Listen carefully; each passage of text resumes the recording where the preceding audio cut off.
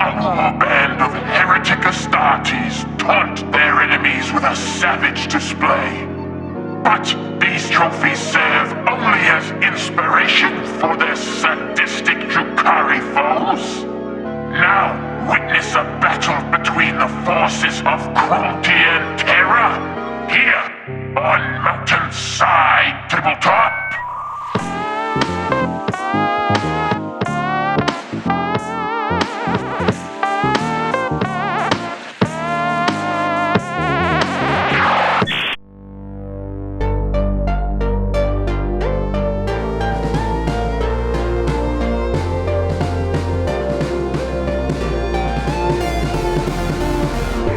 What's going on, everyone? Welcome to Mountainside Tabletop. We're back with another new edition Kill Team Battle Report. For today's game, I've taken Hand of the Archon. So I think this is a pretty interesting team. They got some really cool changes for the new edition. Pain tokens work a little bit differently now. A few of the operatives got some tweaks, and I think they've got some real play. So for my loadout today, I've got kind of the normal way that you play these. You're allowed to have 2 dark light weapons. So I've gone with the blast pistol on my leader and the blaster on my gunner.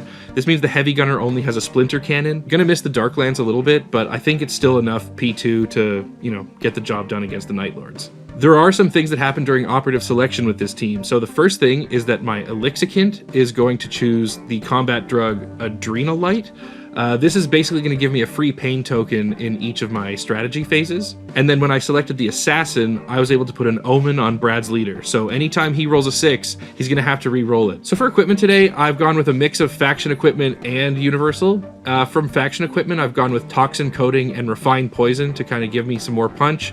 And then, Old Faithful from the Universal Equipment list, I've gone with ladders and crack grenades. Honestly, I feel like if I get into melee with you, I'm pretty fine. Yeah, for sure. But you have a few sources of AP2, and I'm not one of the elite teams that can just, shrug that off. Yeah. So I'm pretty worried about your gunners, I guess. But also your leader. So your leader has this pistol that has AP2. The damage isn't crazy, but also good chance you're going to be racking up free CP with this guy. I think, it's a fighting threat. It's got 9 health, so a little bit harder to kill. Could be nasty. Certainly. Plus, I think this is your best model on the team in terms of mini coolness. Yeah, it's so cool. So,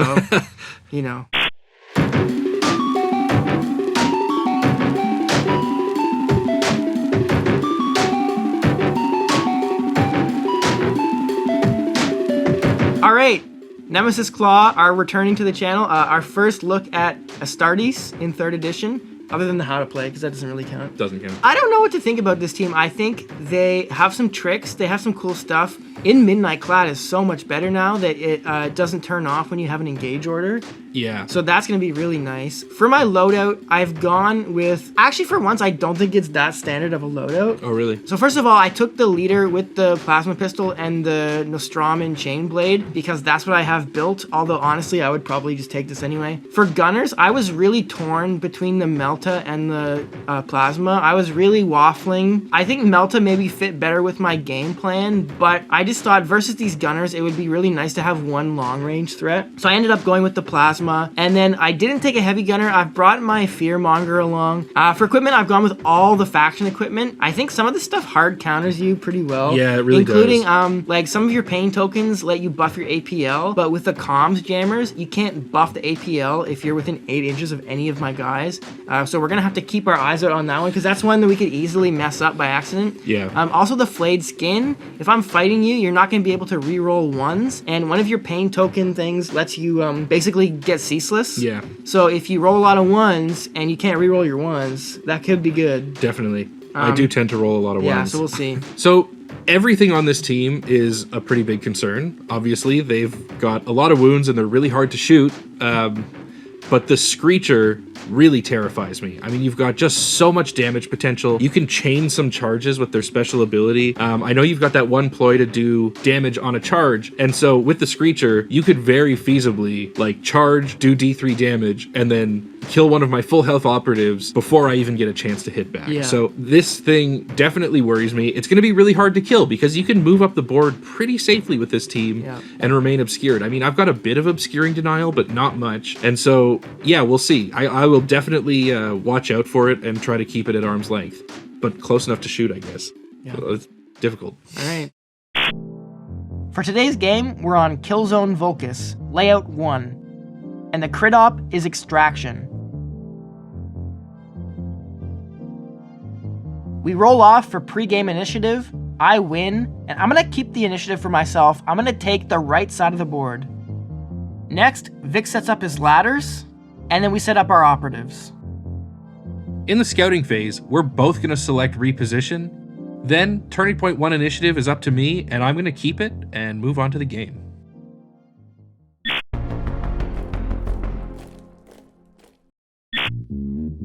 In the strategy phase of Turning Point 1, Vic starts by passing. He's going to get a free CP for doing this because of his leader's ability. He knows that I'm not stupid enough to not pick a primary op. I'm not going to lie, I did think about it and making us both have no primary op. I think that's how that works, but I didn't take him up on it. So we pick our primary ops, and then Vic puts a free pain token on his disciple. When he does this, his agent also gets one for free because of their ability, and the first token itself is free because of the Elixicant's ability. That's a lot of BS. I know. But now you know, a couple guys have pain tokens. Also here, I rolled for my prescience tokens, and in Turning Point 1, I just get one. Well, with the first activation of the game, my Disciple of Yelindra, who's very much out in the open, is going to spend a pain token to buff their APL, then reposition, dash, and throw my Torment Grenade at this group of 3 guys here. Unfortunately, the Skin Thief is the only one who failed the test, and he only takes 1 damage, so that's pretty bad. I was definitely hoping that Brad would have 3 poisoned operatives for the whole game, but not the case. Well, I like that result, but I don't like that your Disciple is turning off my In Midnight Clad. So I'm going to move up with my Fearmonger and then shoot with the Bolt Pistol. I get the kill with my first shot, so I'm just going to dash into safety. Great start here. That's too bad. I now have no counterplay, so I'm just going to start getting into better positions. My heavy gunner is going to reposition up with this ladder and then dash up to the window like Lee Harvey Oswald. You're going to say that every time? I think I am. It's so Lee Harvey Oswald, them sitting in the window. All right, my Visionary, my leader, is going to move and dash onto this objective in this building. And then I'm going to spend my 1 Prescience token on Premonition to gain a CP. So I've got to start getting up the board. I'm close to Brad here, but I don't think that he can get me. Yeah, I'm just going to buy time and move up with my Screecher. And my Duelist is just going to move up into safety.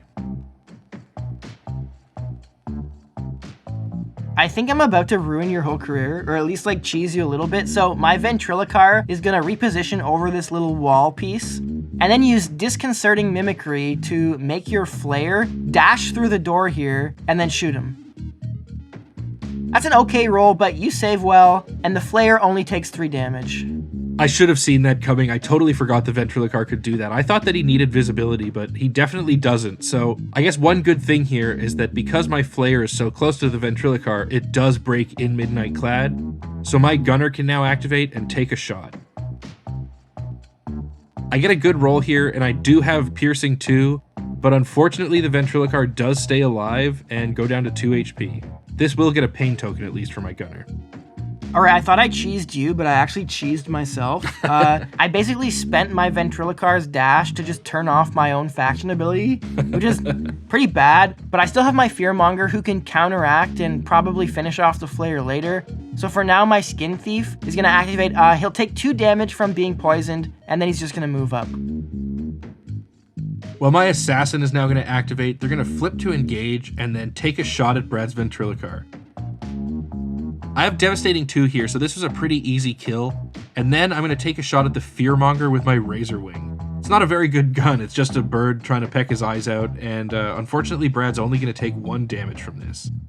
Then I'm going to spend the pain token I just earned to dash into hiding.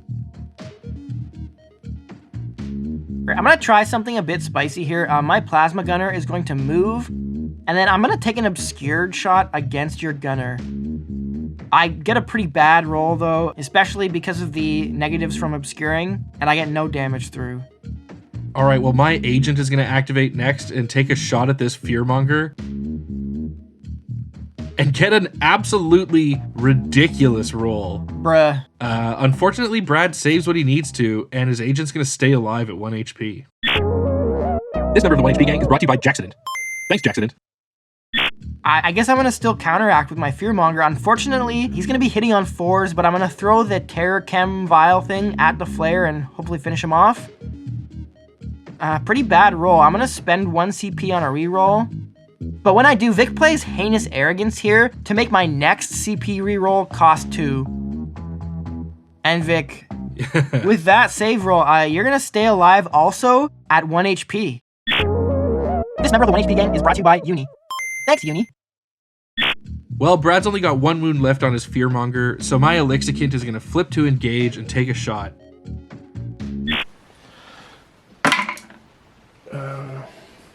So it's 2 crits and a hit.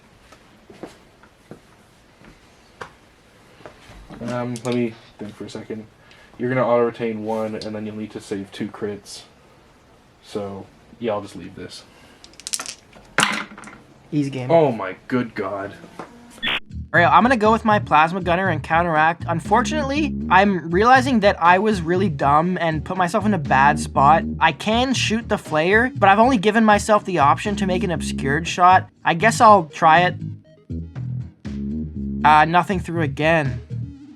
My leader will just activate now and move up to hide beside the duelist.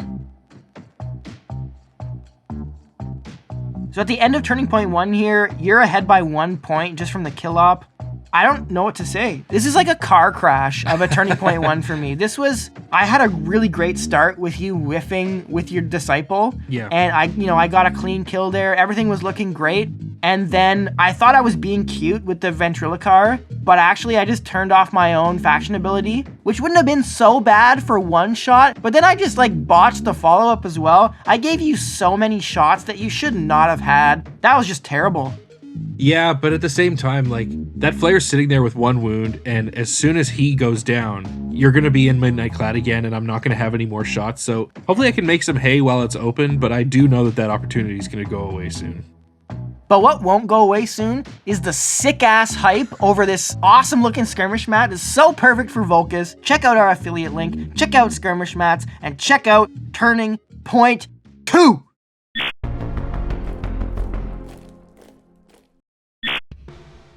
Turning point 2, we roll off for initiative, and I lose. There's a lot here. Victor puts a pain token for free because of the Elixicant on his gunner, and then the agent also gets 1. Yep. Next, I'm going to play Return from Darkness, and I'm going to reposition with my Fearmonger. Unfortunately, it's only 4 inches because I am injured. I'm just trying to stay alive, but this might be stupid, I don't know. I just have CP to burn. Then, Vic plays From Darkness Death, and reveals his TAC op. He makes his Assassin his champion. So, with the first activation, no real surprises here. My Assassin is going to activate and spend their pain token to gain an APL. I'm going to reposition, mark, and then shoot the Fearmonger. Thanks to my devastating wounds, Brad doesn't even get to roll defense, and he dies, and I score 2 victory points for my TAC op. Good thing I spent a CP to move him into safety, huh? Alright, well I gotta deal with this Flare, so my Plasma Gunner is gonna move up and shoot his pistol at the 1 HP Flare. Awful roll here, and this first CP reroll is gonna cost me 2 CP. I'm not sure I want to do it here, so I'm not gonna reroll anything, and the Flare stays alive. I feel like it's kind of a waste to put this entire overcharged plasma into a 1 HP operative though, so I'm gonna overcharge and shoot Vic's agent. Man, all of that, and the agent doesn't even die either. Stays alive at 2 HP. Now I have to make my hot test, and I take 2 damage. That is unfortunate, and that was a terrible activation. My gunner is going to activate and take a shot at Brad's Plasma Gunner. I'm going to spend a CP on a reroll here. And Brad's going to take 12 damage, which, because he just took 2 from hot, is going to bring down the Plasma Gunner. Then I'm just going to move a bit. I didn't really want to have to do this, but my Screecher is going to spend a whole charge and fight on this Flare. Finally, I get the kill. And then I'll just tap this point. Alright, my agent is going to activate next. I'm going to heal up with a pain token, back up to 6 HP. And then I'm going to reposition onto this other objective and search it for 2 victory points. Alright, I'll go with my Visionary now. I'll use his Psychic Power to gain a CP. Then I'll search this objective. And since that was the final objective being searched, I can now pick it up. So I'll do that. Alright, my Duelist is just going to reposition and dash next to this door. My Skin Thief's gonna activate. He'll take 1 damage from being poisoned, and then move into this building here. So right now, because no one has visibility on these guys, Brad is in Midnight Clad. So my Elixicant is gonna move kind of behind this building and then scout them through this window. Alright, I have some counteract opportunities, but I don't really have any good opportunities. My leader's just gonna like move 2 inches toward this door. My Heavy Gunner's gonna dash and then take a shot at the Screecher. I'm going to use the focused profile here, so I've got 5 dice on 3s. Unfortunately, Brad saves pretty well, and only 3 damage goes through. My Screecher is going to do another counteract just toward the door here. Now, my leader is going to move up and take a shot at the Skin Thief with the Blast Pistol. Not great. I'm going to spend a CP on a reroll here. Brad's going to spend 2 CP on one of his rerolls and stay alive at 3 HP. So I think if Turning Point 1 was the car crash, Turning Point 2 was the flame out. Well, yeah, I mean, like, it obviously is going well for me, but it certainly could have gone better. Like, I don't think the game is over by any stretch. No, I was really surprised that you let me pick up that 3rd objective. You know, if I can hold on to it until the end of the game, I could probably max out my crit op. Yeah, I mean, I'm just thinking, like, I kind of took the 2 points as a bird in the hand, and now, because my tac op is public knowledge, like, I can just focus on my entire team trying to kill your leader. That is the only thing I have to worry about now. That was kind of a brain load decision, honestly. Yeah.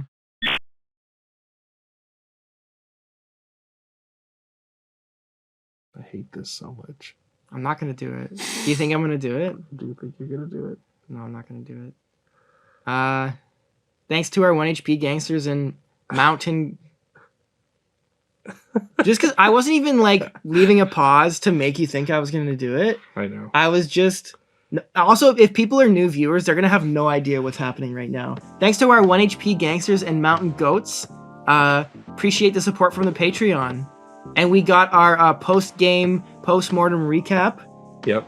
Up on the Patreon. So finish this video and then go watch that if you want, if you're a patron. I'm not going to do it, dude. I know you think I'm going to do it. I'm so tense. Until that camera's off, I'm going to be tense. All right, we're done this.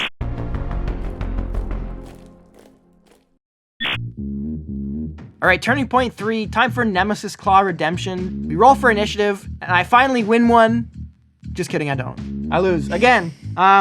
More pain token BS from Victor. And I'm realizing that, like, I have so much CP. I should have really just, like, re-rolled earlier and got rid of that heinous BS. But now I'm gonna play We Have Come For You and the Black Hunt. And Vic plays From Darkness and puts Champion on his leader. You're up, do your worst. In a perfect world, I would buff my leader's APL, charge the Skin Thief to fight them, and then take a shot at the Screecher. But because of the Night Lord's irritating equipment, I can't do that. So, first, I'm going to charge the Skin Thief and fight. Brad's only got 3 HP left, but he's going to play Dirty Fighter to be able to take a shot at me first. I'm going to take 6 wounds, but I'm going to get the kill anyway. This is going to score me 2 more victory points for my tac op. And then I'm going to use my pain token that I've just earned to heal up to 7 wounds. Yeah, that hurts, and it's no secret that I'm in a pretty bad spot right now, but I have one big activation here that might keep me in it. So first, my Screecher's gonna charge your leader through the door and fight. I immediately deal 2 damage with We Have Come For You. You're down to 5 health, and then my first crit just kills you, and I take no damage. I'll reveal my tac op, Overrun, and score a point. Then I'm gonna spend a CP on Proclivity for Murder to charge the Elixicant behind this building, and I'll fight again. What's great here is I deal 3 damage from We Have Come For You, bringing the Elixicant down to 5, which means when I roll a crit, I one-shot you again. 2 for 1 kill, I mean, it's a little late, but at least I'm doing something now. So now, my Duelist is going to reposition out of the building and throw a crack grenade at Brad's Visionary. I'm going to spend one of my pain tokens here to be able to re-roll these 2 1s. And that's pretty great. So that's 2 crits. And then thanks to From Darkness Death, I'm going to be able to upgrade that normal into a 3rd crit and then come at Brad with the Number of the Beast. Yeah, if I don't spend my last CP re-rolling this save, I will die no matter what. So obviously I'm going to do it. What's so frustrating is my Visionary has this like Just a Scratch ability where I can ignore a die worth of damage, but it doesn't work on crits anymore. So if one of your 6s was a 5 instead, I could live, but I cannot. So I die. I drop the big fat money crit op point. And I'm basically screwed now. So with the last activations of this turning point, I counteract with my Screecher to just move 2 inches away. And then Vic moves up a bunch of his guys, positioning for next turn. I think that's all she wrote, Victor. The question now is, how many points are you going to beat me by? So at the end of turning point 3, I'm going to be ahead 10-6. Obviously, that's a pretty comfortable lead when Brad doesn't have much of a way to score any more points. And it looks like I'm going to have to spend the rest of the game just trying to get one more kill to max out my kill op.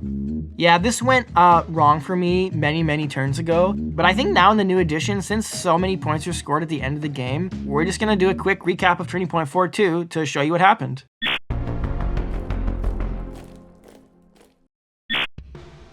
Yeah, there's not much to say here. Nobody played any ploys or anything. I actually won initiative for once. So with my first activation, I'm gonna have my last operative just like run away, go and conceal. Victor can't really get to me. So he'll just go control the last objective for the crit op. And yeah, that's game.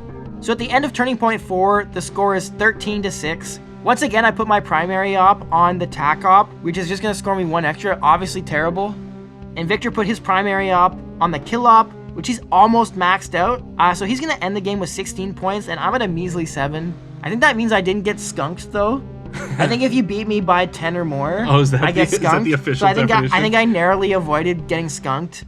Yeah, I don't know. Like, I think it was a game of Kill Team. All right, so as always, we're gonna get kind of more in the weeds and talk about how we think this game went, how these teams feel in the new edition, and that sort of thing over on our Patreon.